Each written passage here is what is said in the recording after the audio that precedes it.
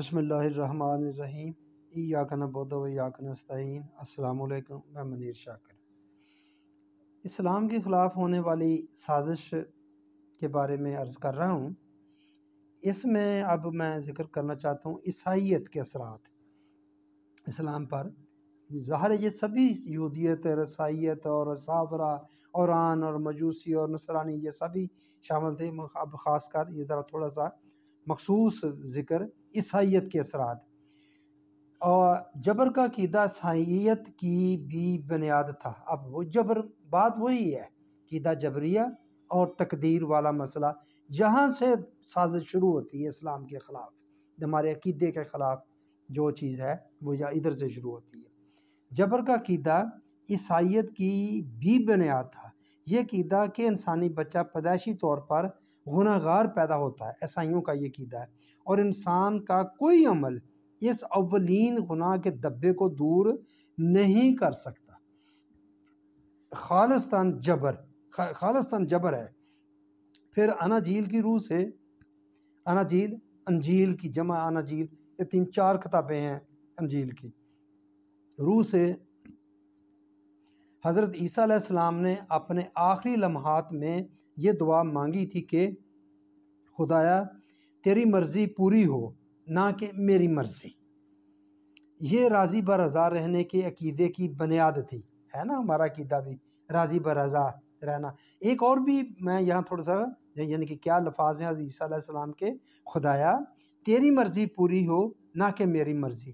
تو ہم بھی ایک حدیث قدسی بیان کرتے ہیں، ایک اللہ کی چاہت ہے، اے بندے ایک تیری چاہت ہے، تو ہوگا وہی پورا جو اللہ کی چاہت ہے، یا اس کو کچھ اور انداز میں لمبا کر کے بیان کیا جاتا ہے، تو جو مرضی کرتا رہے، اگر تو اپنی چاہت پر چلا تو اللہ تمہیں تھکا دے گا، ہوگا وہی جو اللہ کی چاہت ہے۔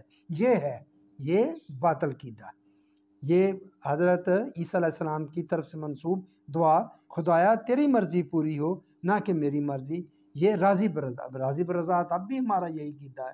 یہ اہل تصوف والے زیادہ رکھتے ہیں، باقی بھی سب کو ہم یہی سبق دیتے ہیں کہ بس جس حال میں بھی اللہ رکھے تو آپ نے خوش رہنا ہے، تو یعنی اللہ ہی رکھتا ہے، یہی بات ہوئی نا کہ اللہ ہی آپ کو جس حال میں رکھتا ہے۔ یہی عقیدہ جبریہ ہے، یہی تقدیر ہے کہ پہلے ہی لکھی ہوئی ہے تمہاری۔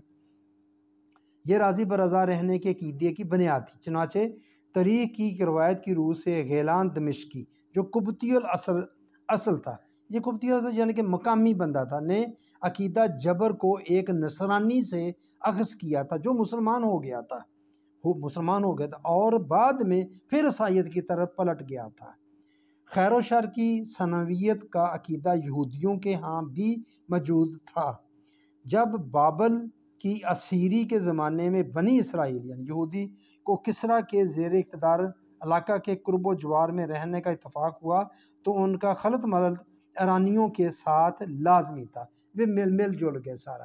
یہاں صرف میں ذکر عیسائیت کا یہ کرنا چاہتا تھا کہ عیسائیت جو ہے اس میں بھی یہ بنیاد ہی ان کی عقیدہ جبر پر ہے کہ ہر بچہ ہی گنہگار پیدا ہوتا ہے۔